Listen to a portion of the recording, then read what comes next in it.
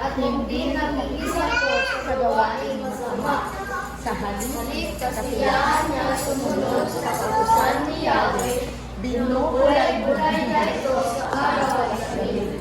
Katulad niya ay puno kahoy sa tabi ng isang balisang, laging sariwa ang dahon at namunga sa takdang panahon.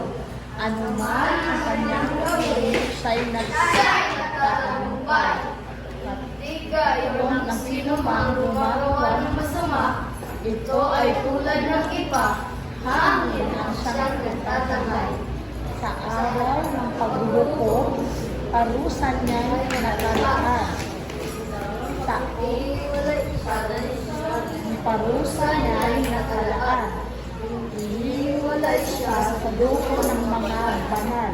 Sa taong matubig, si Yahweh ang umapatnubay.